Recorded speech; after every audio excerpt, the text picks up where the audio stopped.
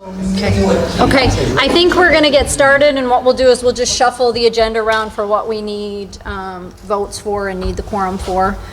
So what we'll do is we'll defer the minutes till a little bit later in the meeting. So I'll start with correspondence. The DOH enforcement list.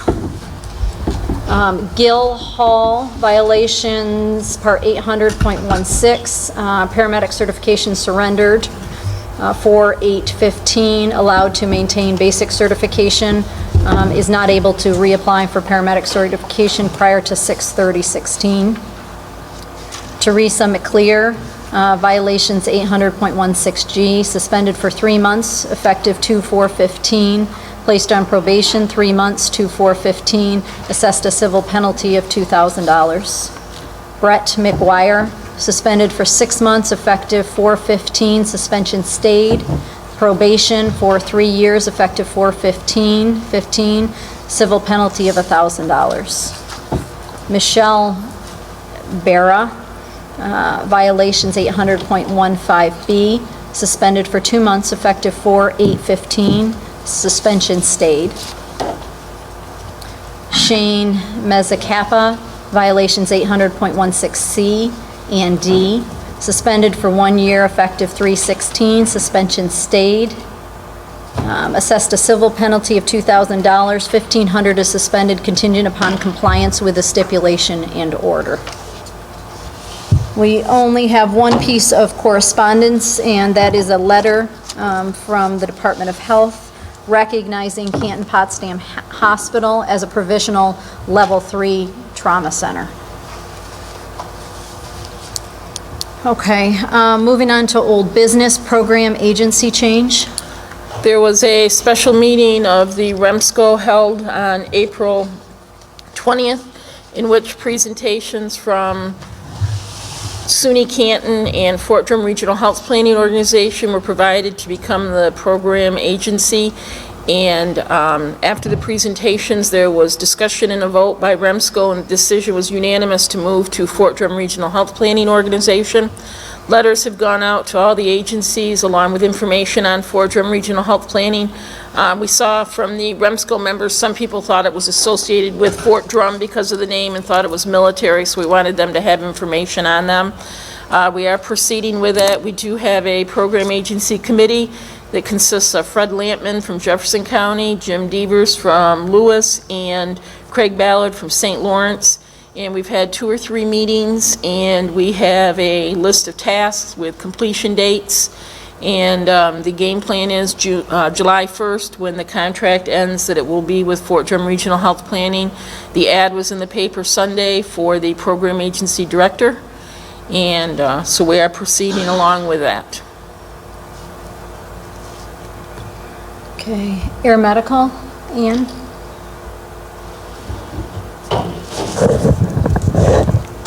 The last Central New York Air Medical meeting was on the 7th of May.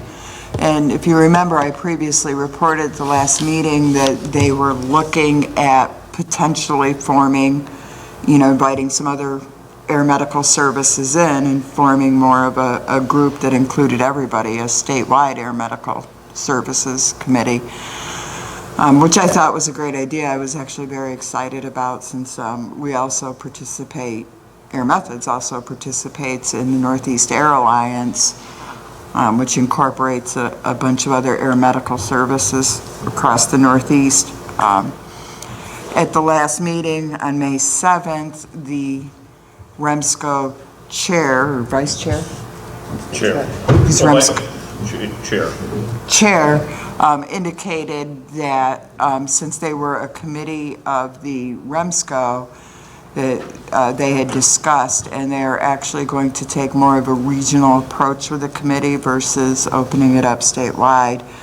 And they're going to start looking more at like utilization and education and that type of stuff. So hence that changes my previous stance on our participation in that group as a region. Of course, it's important for Air Methods to continue to participate in that group. So So does that mean we need to do something for our region? if they're doing a more regional approach, or are they including, continuing to include us with that? They're putting, like, the education stuff, they're putting out to, like, their education and training committees, et cetera, and working with them. You know, and they're going to continue to work closely with their vendor, which is still TLC Ambulance, so I guess that's a decision that's up to this group.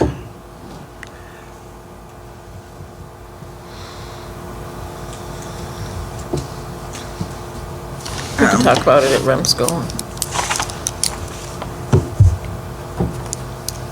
Other than that, there really wasn't any, you know, concerns over the data that had come out from us in the area, other than the size, which I'm working on, of the reports. And Bob did go through and review a couple of his, and we found a couple of errors that were just, one was a duplicated call, and the other one was indicated, it was Oneida.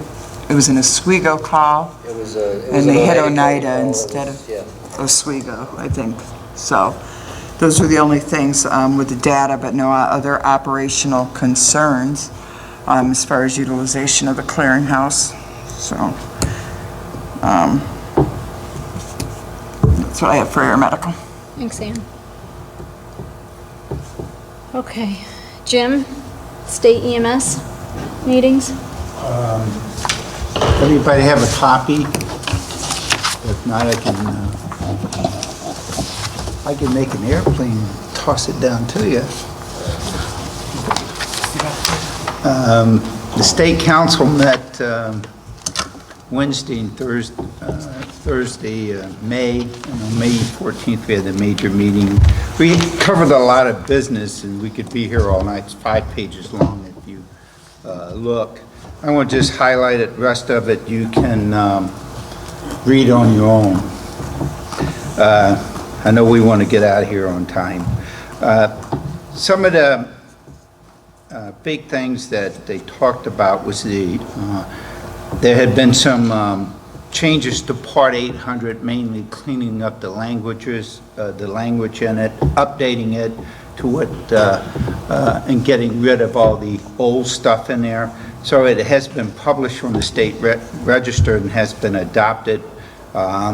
Most of the revisions had to deal with 800.12, also dealing with, which deals with reciprocity, moving into New York State from other states, and they cleaned that up, made it a lot easier.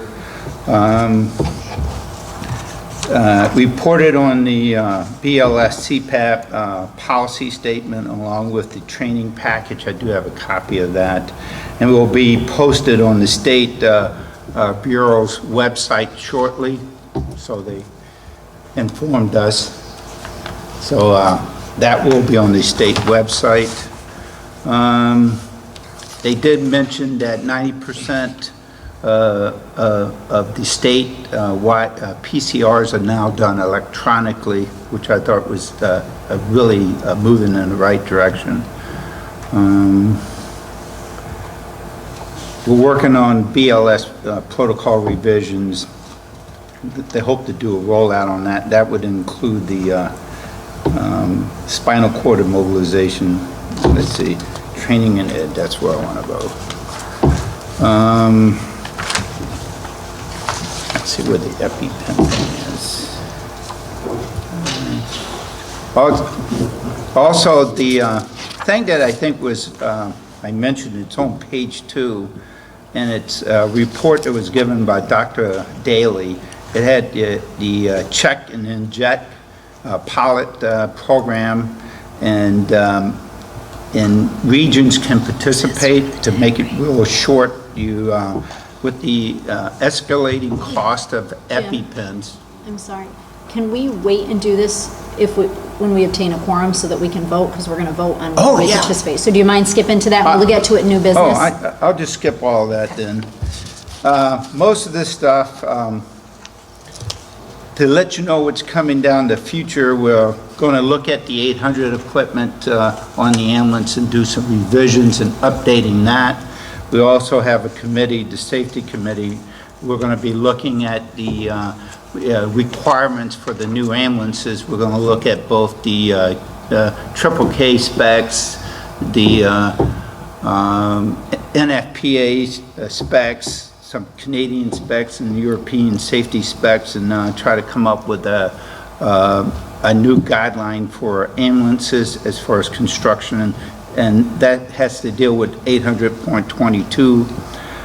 Another thing people need to be aware is that it was noted that Chevy will discontinue manufacture of the Duramax diesel engine in the model year 2016, and because it does not meet the emission standards. And also, there was discussion that Ford probably would not come out with another diesel, so that's kind of out there. Another thing that was brought on was the paramedicine, and I know that's passed one of the, was it the assembly, or has it passed both? I believe at this point in juncture, it is assembly passed, Senate, there's commonality on language, and I believe we're very close. Yeah, that's what I know that passed the Senate, the assembly, there was language issues with the Senate. And as far as the paramedicine. Only a very minor word. Yeah. So that's pretty cool. Also, they came up, there's a draft up there with the EMS for children. They brought up a equipment requirement list, and actually they're taking the major changes. They're taking the traction splint off for pediatrics. So you can read the rest. We can move on. Does anyone have any questions for Jim? Friendly amendments that report, I just highlighted one. Oh, go ahead, John. The one thing that is in this report, which was talked about extensively, is they're re-examining the critical care level. And I will offer St. Lawrence County, Lewis County, critical care is an integral part of how our systems work. And what happens with this, we have a vested interest to look at this. And I would strongly encourage you guys to think about getting participation in that to get your thoughts known in terms of there. Now, the question has come up, well, that mean we're eliminating criminal care? The answer is critical care, geez, thank you. Critical care, no, that does not automatically. Could that happen as a result of this? I don't know. At the moment, I don't think so, but this is an evolutionary process. What they're looking at is frankly this, with now the AEMT level being able to push medications, doing more with that, and since I think it's 1,700 critical cares in the state, does it make sense to put all the time and effort to rewrite a curriculum that, oh, by the way, the textbooks don't support? That was the big issue, and there's like so many different varieties of the program throughout the state. There's nothing, there's no same program. Of my 4 regional councils, you guys have the largest proportional percentage of critical cares than anywhere else, okay? So I just, and unfortunately, as we, when we do protocol development, we gear around the paramedic, but no offense, a lot of your patients are critical care and that's what they get. And we need to not lose that focus, and I'd hate to have something go down on here that all of a sudden you guys missed the boat because you weren't participating in those meetings or aware or get the full drift of what's going on with this. Who's heading that up? Oh boy, now I can't remember. It's a training committee. It's a training committee. We talked about it a little bit. Yeah, Chairman Blum stated that he would come up with a plan for such a study prior to September, so I'm not sure. But that's what we're looking at. We're looking at doing that. Now, it's a project near and dear to my heart in that I was heavily involved in writing the last critical care curriculum, okay? And I see the evolution. I can see it both ways. I don't know what the right answer is. Clearly, if we move this totally to paramedic, we're going to have to come up with some transition processes over a couple of years to do that, okay? And that's okay, but then the other issue is the sustainability of that level. That's the biggie. But again, when you are downstate, as an example, when I started 30 years ago, there were a lot more critical cares than there were paramedics in the Hudson Valley region, even in New York City for a while. Then as it evolved, now you're very hard to find critical cares both in the city and in the Hudson Valley region. There are a few. I mean, certain Hutzola as an example comes to mind, and so forth. But most do not have critical cares. They have paramedics. Same thing in the Albany region. The Albany region was all critical care, and then guess what? It's transitioned over, and I think there are critical cares, but very few. And so you look at it, up here, the number of critical cares outnumbers the number of paramedics. So for you guys, this is one of those ones I would encourage your state council leadership and stay on top of this, because it'll have a big impact and a system impact as things evolve here. It kind of came in at the Training and Ed Committee as somebody to look at it because of the different curriculums out there, and it's nothing meeting the national standard. At least try to bring it up to national standards. Well, again, and that's going to be costly. That's going to be costly, and I don't know the right answers here, and no one does. That's why they're going to study it and come out. But and like anything, this isn't going to happen next meeting. It may not happen a year from now, but probably within a year, 3 years, probably. Something will happen with this, Yeah. one way or the other. And what critical care may look like may be very different than what it is today. That's kind of the message that needs to be there. The one other friendly amendment to your report, and I think you did a great job of highlighting it, a friendly reminder, and I'm getting phone calls about this, there have been no changes related to spinal immobilization. We are to continue doing what the statewide BLS protocols say, period. Okay? And there's a whole bunch of good reasons for that. One is, yes, conceptually we have a concept of how it's going to work, but we don't know the details. And med-legally, anybody who deviates from the statewide BLS protocols is really practicing medicine without a license. So for agency medical directors and so forth. Now, with online medical control, could you say, I want to put them on, I want to put a collar on, do a fixation thing with an online order? You can do anything you want. I say anything, but you could relate it to this spinal thing. But standing orders are there for a way, and the procedurals we have in place right now are it. Okay, so that's it. And Lee, by the way, did send out a letter to all the regional councils on that, and I just mentioned that again. Thank you. Thanks, John. Controlled substances. John, do you know, did the two in St. Lawrence County get their licenses yet? Rensselaer got their approval. They haven't got the license because there's some dispute over the payment. They said, I thought I got that under control. Okay. Okay, I'll work it. I was aware of that. That was as of last week. All right. There's one or, I'm trying to remember who the other one is that's in progress. Everybody's got the paperwork in. They're just waiting for it to be done. So we're going to need to work closely with these agencies that have just come on board with us, because the first report will have to be going through June. So if you have agencies that just got their controlled substances, try to work with them, make sure that they know the report has to be done. And for Jefferson County, people need to call and schedule an appointment with Joe Sanzone to go in and do the inspections. And it just may be, this first time may be a little bit more tough for people to do that paperwork the first time go around. So try to remind people that June 30th is fast approaching and that the first report will need to be done. Who was the other agency, John? Rensselaer or who? I'm blanking on it right now, but it'll come back to me. In a previous meeting, or in another meeting, my understanding was that Madry Rescue Had not submitted any Matt- paperwork.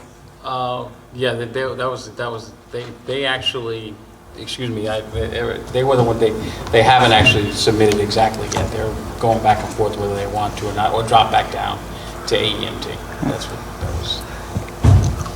Yeah, and just for the record, there's no requirement at the moment, because that's all on hold. Now, there was at State Council floated out a set of regs of what they're proposing, but there's no legislative sponsors at this point, and we'll see what happens. Yeah, the target on that, they said, was not before January 1st that it would be. Yeah, But there's no even legislative sponsor bill numbers to that, I don't believe, so. Well, I think frankly- it's just the Part 800 thing. No, it's Part 80.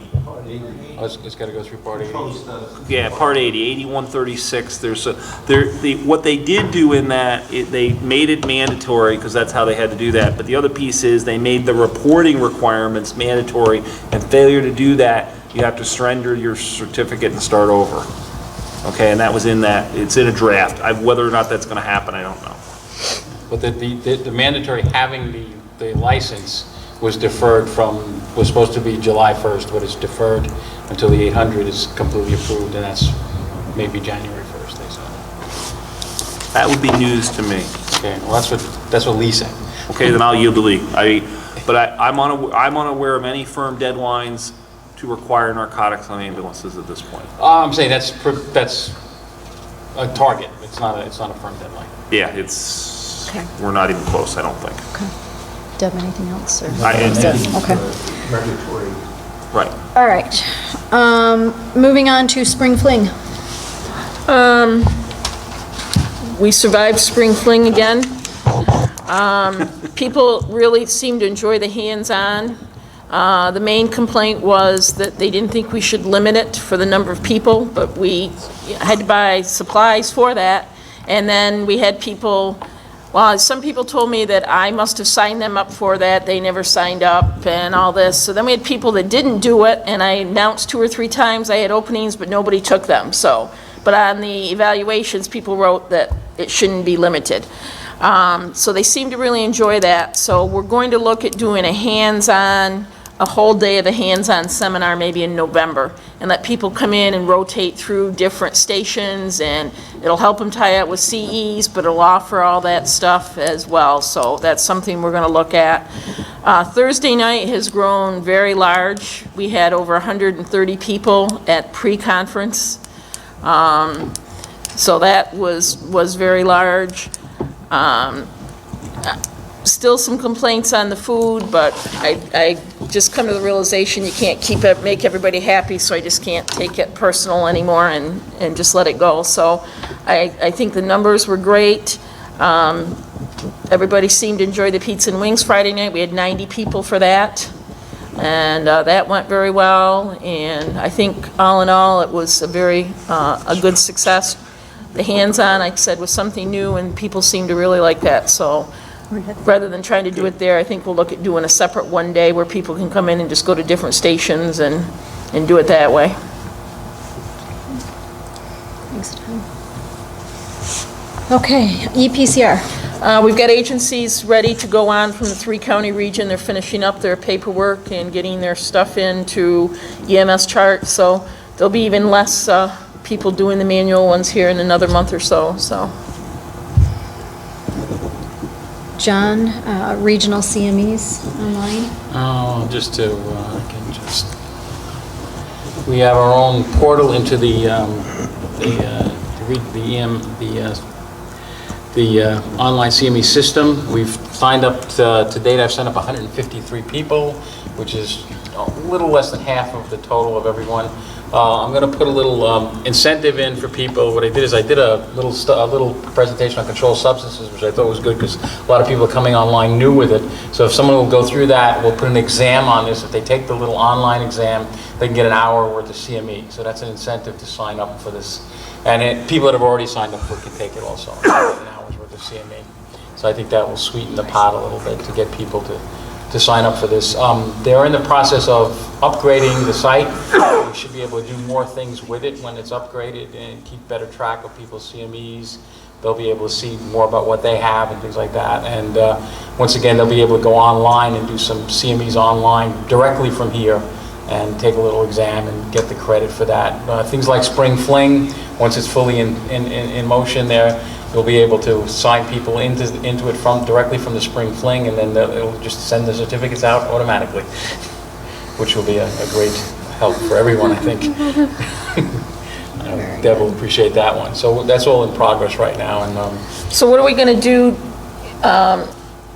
We need to reach out to the 150 or so that Yeah, have it. well, that's what I'm going to resend. I'm going to send one to everybody that we have an email for to sign up, and each agency also to get the people who are not signed up. I mean, we can cross it with the list we have now and find out who isn't, so we can send them emails to get signed up, and then hopefully we'll be running this. Most of the CMEs in this next semester will come in through here, and we won't have all the paper flying around that we had before.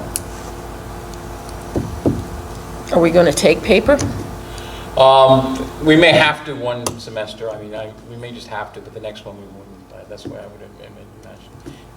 So, probably not worth all the argument we'd have on the first one, but I definitely would say the next one, no paper.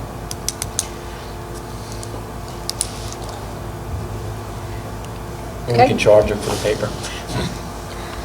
Okay, we're going to table any discussion on the hospital destination committee. And so we will move on to EKG transmission. Deb? Joe Goss had sent out an email today. We've still got a couple of agencies that don't have everything registered in the HIE, so hopefully we can get them done. I think everybody has all their equipment installed now. Riley, you all set? So I think we're real close to kicking that off and seeing how it works, so.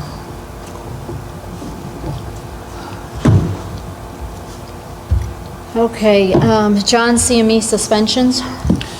There's no change in the ones that was just, no one's submitted anything since the last. And BLS secondary pilot program status. Which one was that? The BLS? The airway, secondary airway. The secondary area, we're still waiting for, still waiting for Suffolk County to resolve whatever problem they had with their ethics committee on the study. They will let us know as soon as it's ready to go. Okay. Dave, infectious disease tag. Well, between illnesses and horribly busy schedule, we actually didn't have a meeting. I've talked with some different people through public health and Samaritan's infectious control, and currently the understanding is as soon as there's an identifiable person, it's supposed to be going through public health.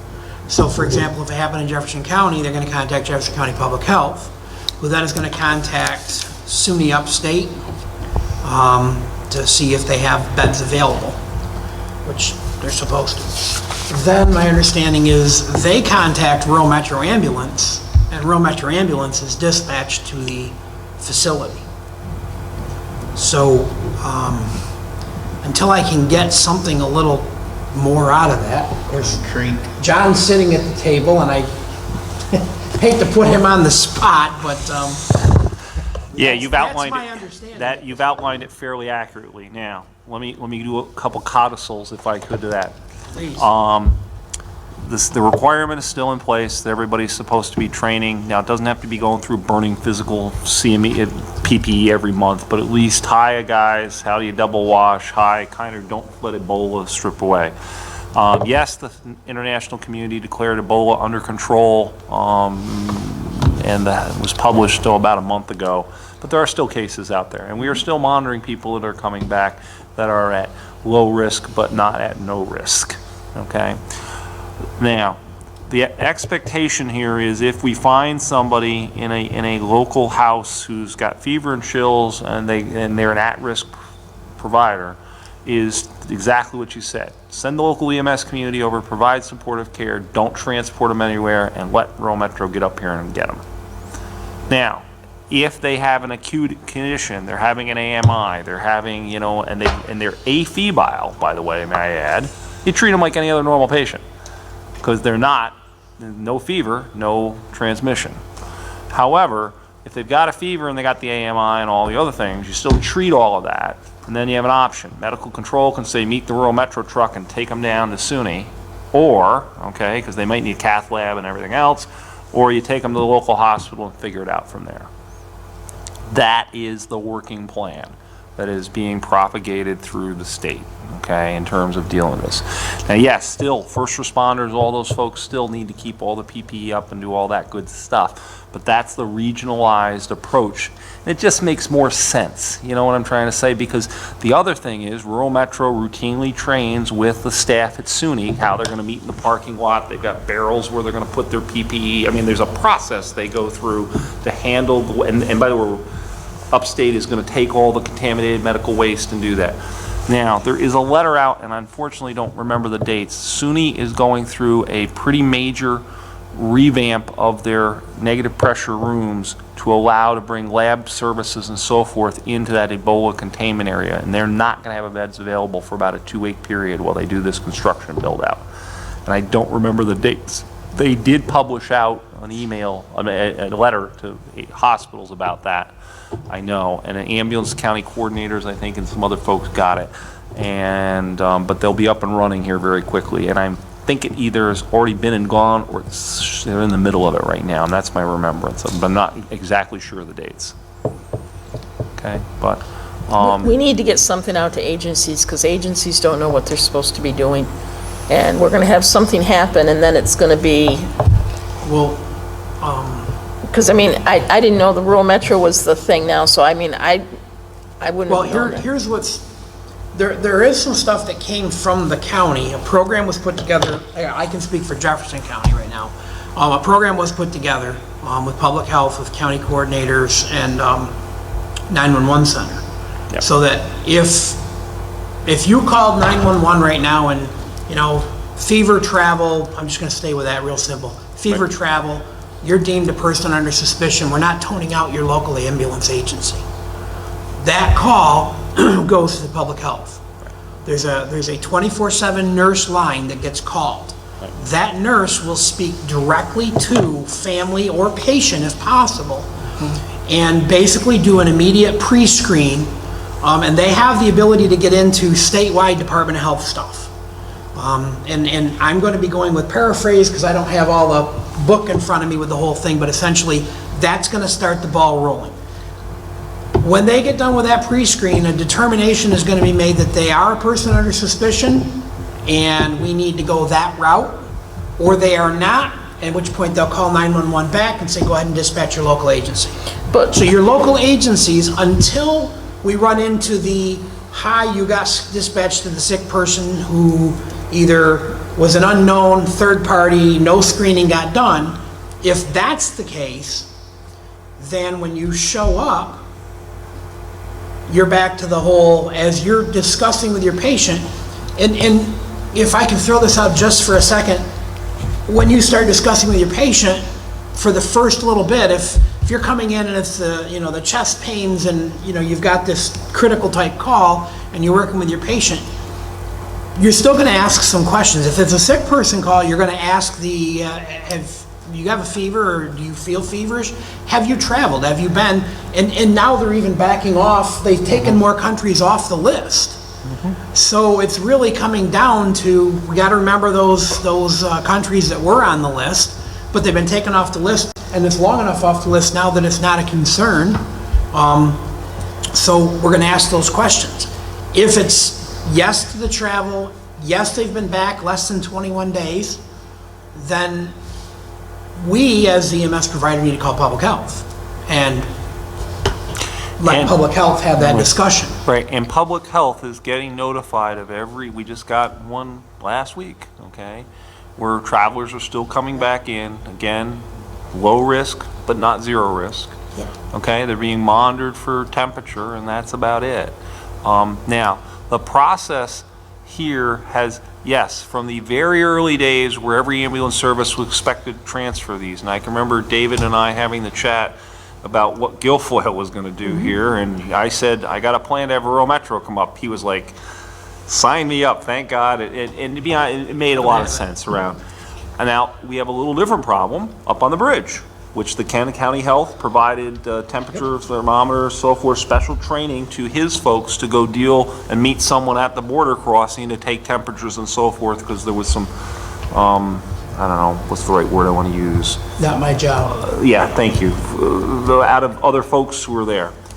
Now, The other thing you should be aware of on the Ebola front, we have gone around and given county health departments and so forth now the laser type temperature devices, and we've given, like many of the county health departments are getting or are going to get very shortly, some frontline equipment to manage these, to have staff better so they can stay, 2 feet away but still do the temperature reads and so forth. So we're a little better prepared if this thing all of a sudden comes back into fall, this fall, or whenever the next outbreak of this is or is not.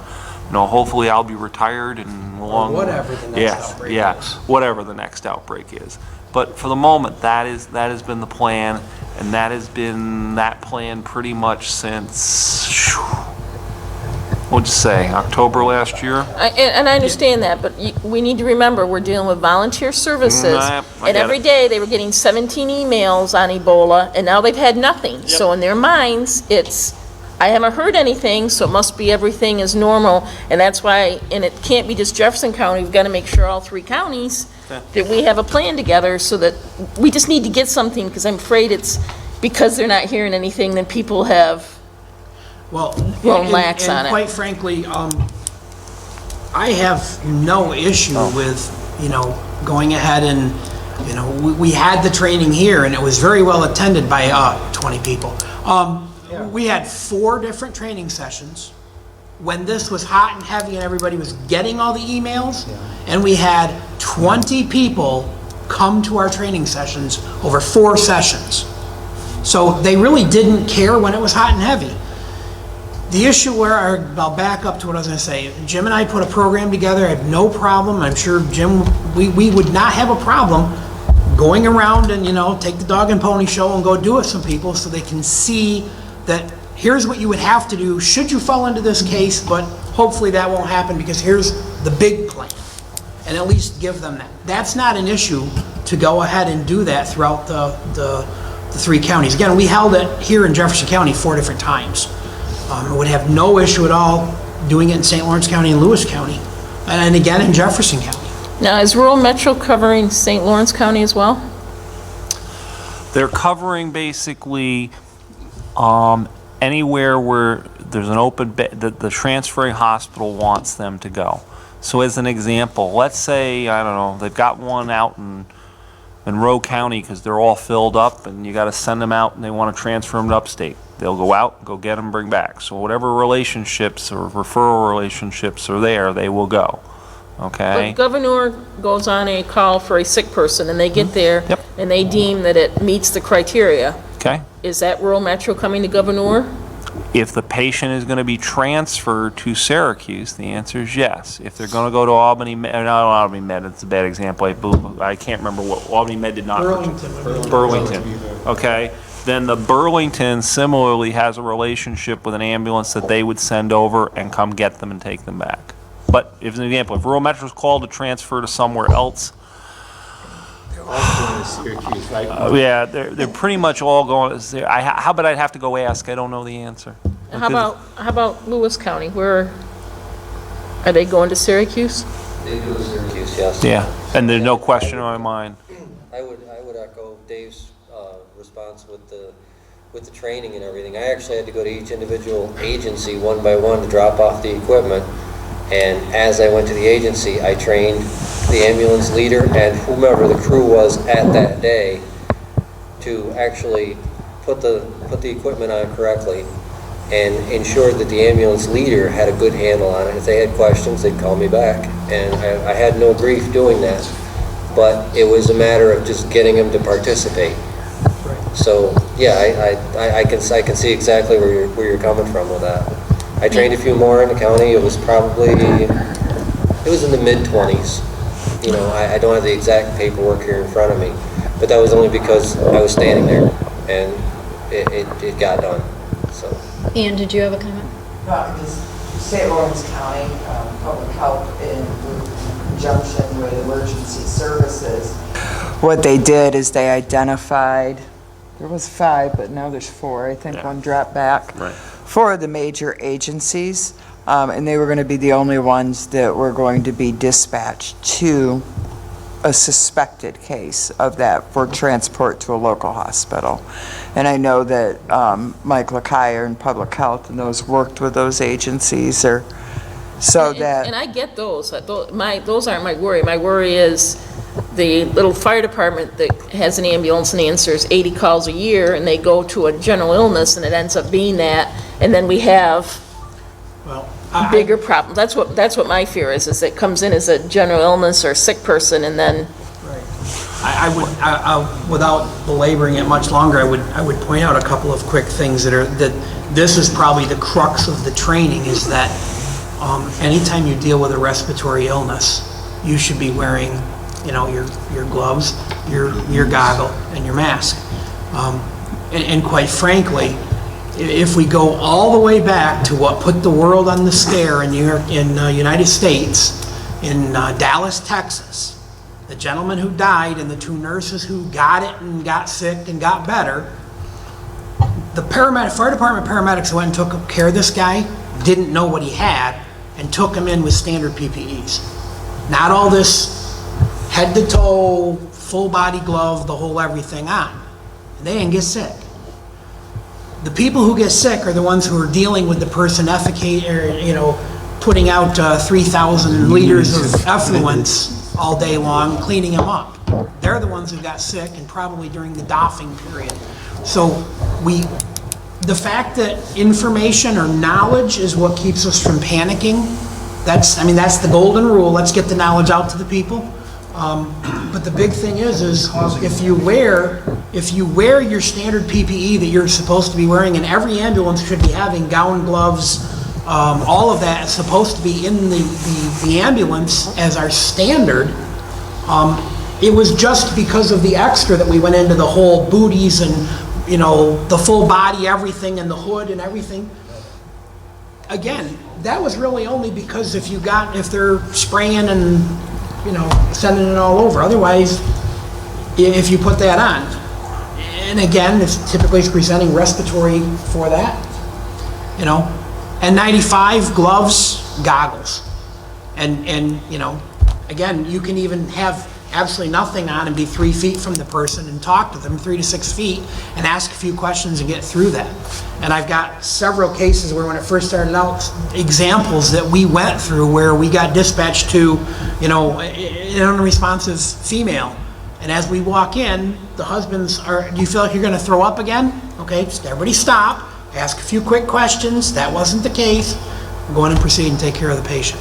So it's really just a matter of that quick, and that information went out by email multiple times.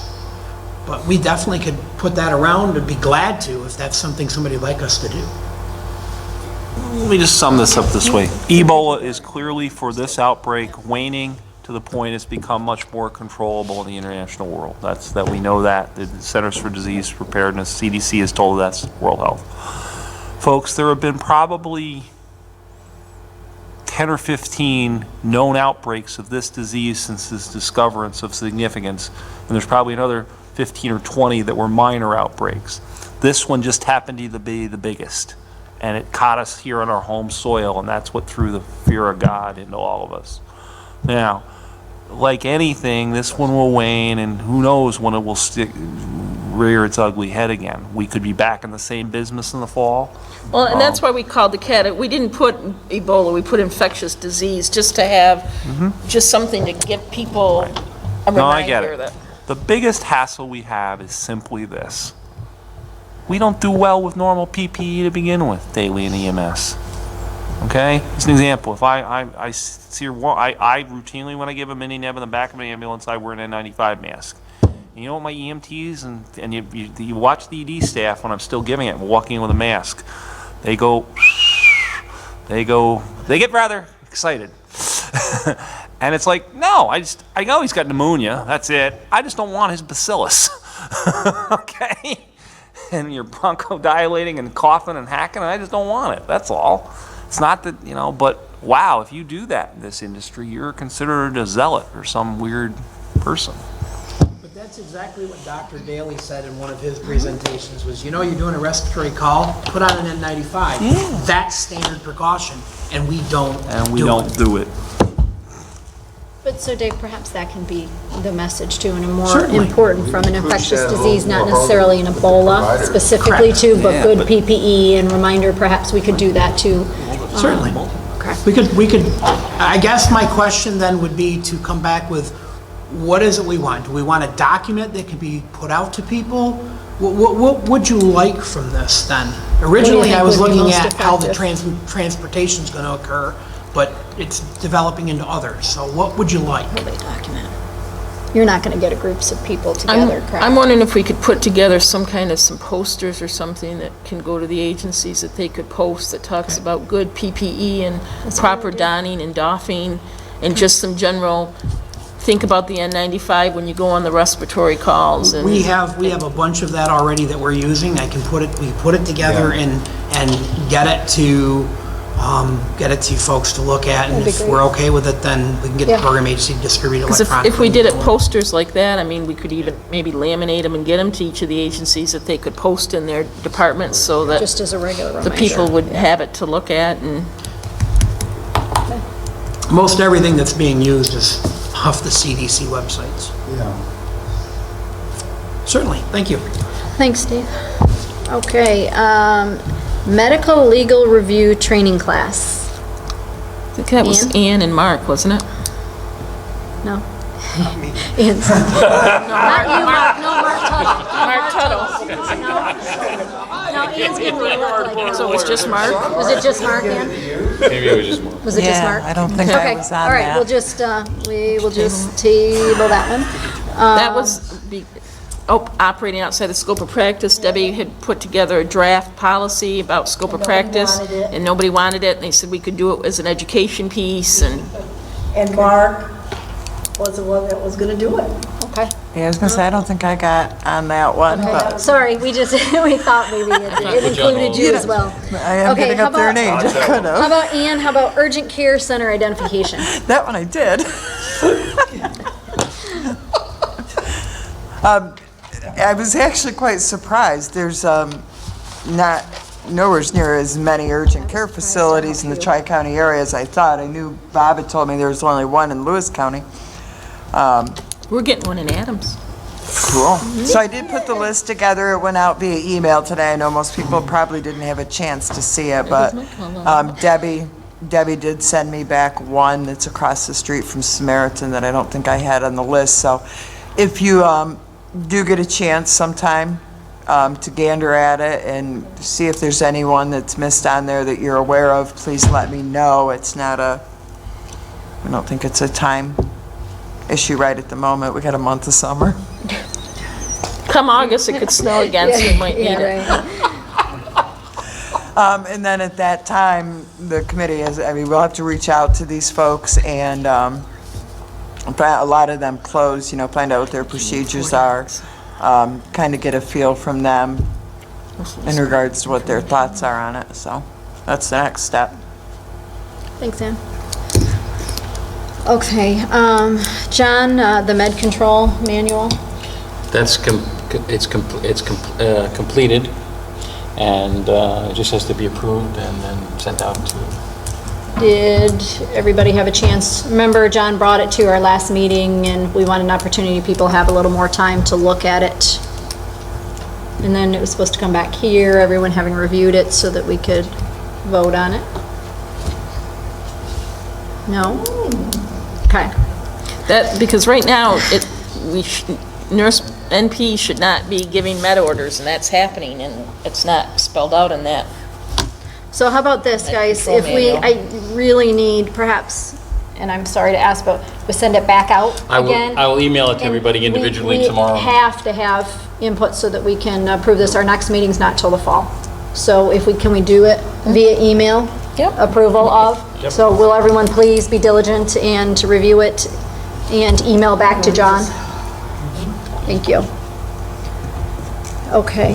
And just for friendly amendment, John, report out on that so it gets in the meeting minutes for your next meeting, so that way there's an official record it was approved. Thanks, John. Going in the minutes right now. Okay, but All right. just when you ultimately get the decision, just capture it in a meeting Make sure that minutes. it's put back into the Was meeting. there a multitude of other changes other than that? Primarily, it had to do with nurse practitioners, but there were some other things also. So is it reasonable to say by Friday? Everyone reviews and gets back to John, please? Okay. John, do you have a list of some of the specific, I mean, it would be helpful for send it out people with the reviewing. I can The send revisions a are version in- with the revisions in it. Yeah, I think that would make it a little bit easier Little for easier to people get to through. See what the review. revisions are. I'll Okay. send the revisions. That's Yeah, a good idea. that would It'll make shorten life a time, lot Make easier. it easier. Okay, and we're going to table the RSI and RSI committee, given our pending transition to new program agency, and that has to take the, that has to be our priority at this point. John, medical director PowerPoint, that was in the same emailings, correct? Yeah, yes it was. I'm going to assume I'm going to get the same answer And I got some feedback for from that. people on that particular thing. I got feedback from you, from Maya Yeah. also. It was a PowerPoint for the agency medical directors who were new, perhaps. More informational. More informational, just gives them some idea what they need to do. Does anybody remember that one? Okay. Can we do the same thing with that? Because we really want to get approved that one as well. Okay, so John, you send that one I'll out send tomorrow them too? both out together. Okay, okay. Thank you. All right, any other old business? Old business? Okay, John, program agency report. Just on the EMTI to AMT upgrade, Colton has they've got their letter from St. Lawrence. They've completed everything else, and the health department's moved them over to AEMT. West Potsdam is still thinking about it, but I've told them that they have till July 1st to think about it, and it's too late to get through this committee. So as of July 1st, I think, John, I'm not correct, they'll revert to EMT Basic. Correct. And I haven't heard back from 3 Mile Bay, so I'm not sure exactly what they're doing. I thought they previously dropped, Yeah, they downgraded Did to they basic. downgrade? Okay, BLS. Maybe they thought I was redundant, okay. Yeah, So they that's- downgraded. It's just West Potsdam that has to decide. Inspections, Madrid Rescue and Rensselaer Falls, and the Colton for their AEMT upgrade. Okay, and everything was in order. I'll skip the things that, applications, since we don't have a quorum for things. Just if, the CPAP, if anyone wants to see, that's all the new protocols are in this, whatever you want to call this, flow sheet sort of thing, which I find confusing because I'm used to the other kind for the most part. And I think I have I spoke with Andy. He's not going to have time to actually put a training presentation together. He wants each region to do their own. Okay, so I have one that if you want, I'll send it to you, and you can tweak it any way you want to. But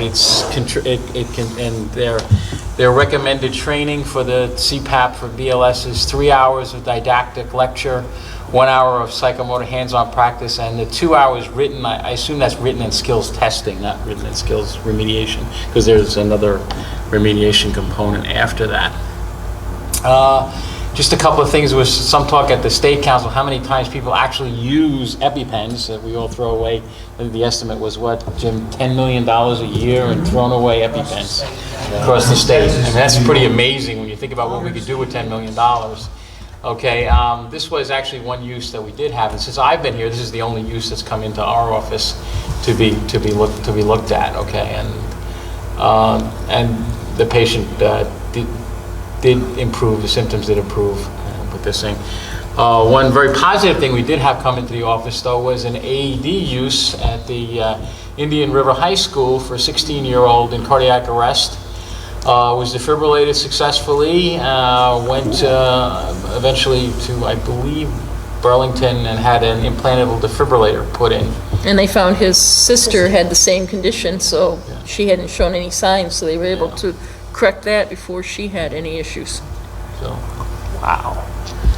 That's cool. that's a very positive That's thing. cool. I don't usually have any positive things to report on in my report, but this is very how positive. old the forms are that are out there. Okay, and that's it for me. We'll hold the voting items till next meeting. Yeah, I guess, I have a question in regards to CPAP. one of the crazy things is, whether it's Albuterol or epinephrine, whatever, there's a different process through the state on how it's going to be done. Should we develop, it outlines it in the policy statement, the, protocols and policies and procedures. Should we develop those so we have a template that can go out to agencies? So And we they're could probably follow our Narcan, our intranasal Narcan, and kind of keep it along the same, the check sheet at the Same beginning, try to keep process, yeah. things consistent for agencies so that they can follow it down through. I think that's nice. Having that checklist and having a templated format of policies and procedures makes it much easier for the agencies who want to come on board with such. Good idea. To help my memory, just because I'll get the phone calls, did you all, when CPAP first came in for the AEMTs, mandate specific types and kinds, or you just said agency specific as long as it was trained and approved by the agency medical director? Correct. Thank you. Okay, Jim, we had kind of deferred the epi discussion, because I was hoping we were going to have a quorum, but we don't, so if you want to just speak to that now, so at least you can update everyone on that. And I think what we'll do for approval of the meetings, the epi tag, the CPAP, is I guess we'll have to do it by email. Vote. Look over on page 2 of the state council report. Dr. Daly had given a report, and it was approved by both the CMAG and the SIMSCO. It was this check and eject pilot program. And what it is, it's with the cost of epi auto injectors. You bought any lately, Riley? How much have they cost? About $600. Yeah, and they said 4 years ago it was $45. So it's now up to $600. So to help say, and that's where they mentioned we were throwing away $10 million. 10 million, yeah. They were originally, when I first started with this, it was $29.99 for an epi. Yeah, they said they throw away $10 million a year. So what they come up with this program is actually done through Rochester University in New York State. And there's a whole thing, they said the local Remac has to approve it, they have to approve the agency, but what you do is you buy, the agencies will buy a $50 kit, and it's custom made from the study authors, must be purchased. And it's the training program in there. There's 2 syringes, so one's peds, one adult, and they expire when the program expire, which I think is 18 months is what they were talking about. So we kind of need to get on board with this for the agencies that are really interested.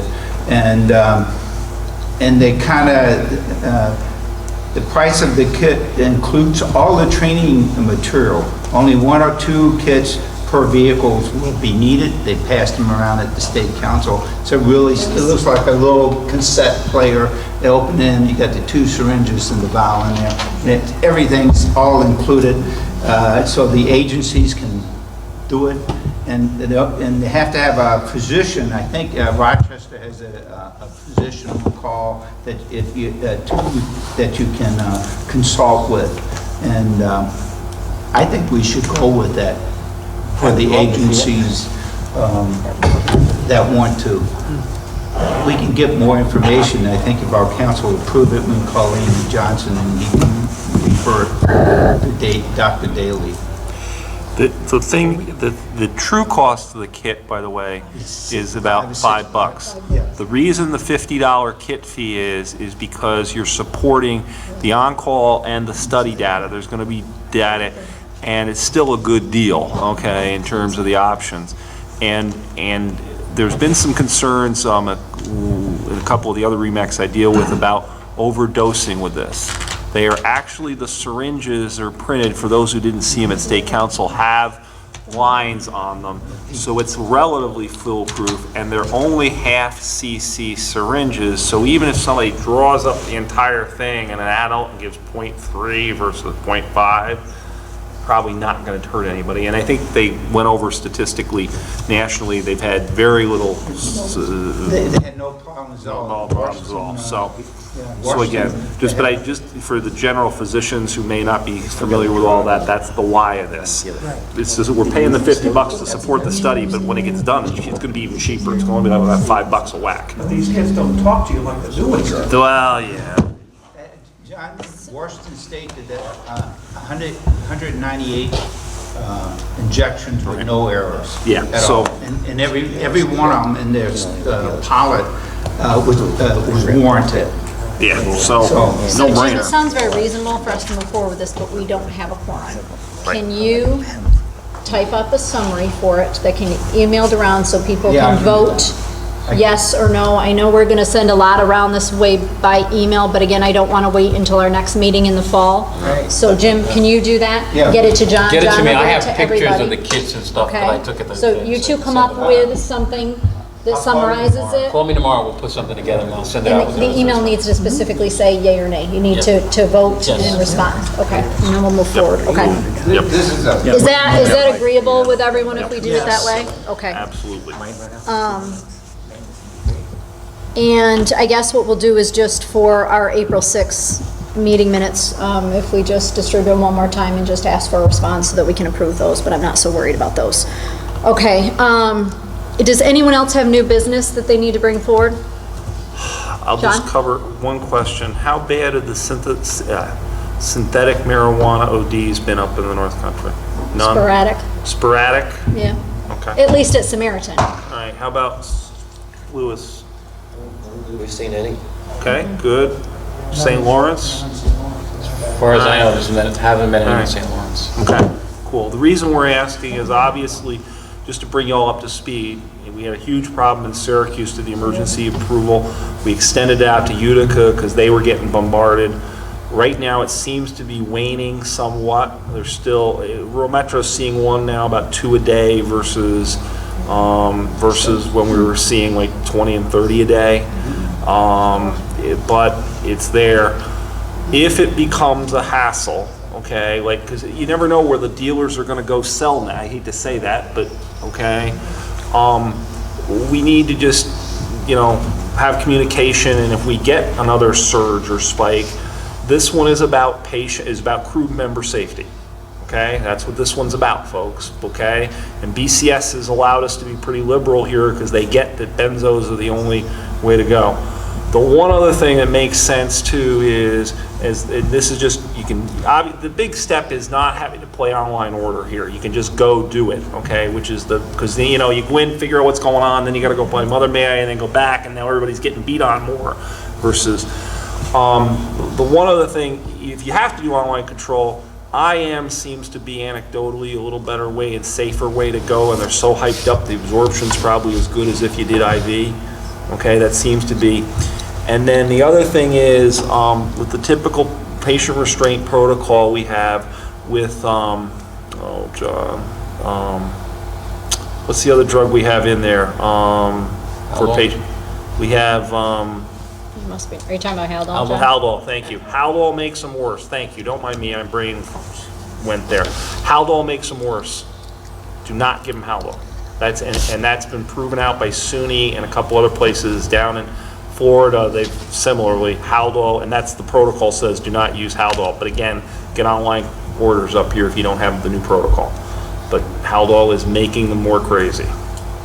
And yes, there have been well-documented cases, not hinged handcuffs, but the chain type handcuff or the link type handcuffs. These folks are breaking them. Well, that's what David, when I saw, I went the same way. I said, this reminds me of old-time PCPs. But they're even a little more psychotic than that. Yeah, more strength. It's been pretty wild. So, anyway, I just share that. If we need to do something, what I need basically to do is poll the Remac physician. Well, we'll work it on the state side, the Albany side, and then I got to do a quick phone poll of the Remac physicians here. There was no resistance at all in both places when we did it, so I can't imagine up here. I can't Okay. imagine there would be. Okay? Okay, thank you. really positive. Well, we tried, Jimmy. I'm trying to, because I don't want people getting hurt. Yeah, I think the department really went fast on it. What you done? All right, does anyone else have any new business? Old business, anything else? Okay, we do not have CQI since we do not have a quorum today. And if there's nothing further, motion to adjourn? Thank you, everyone.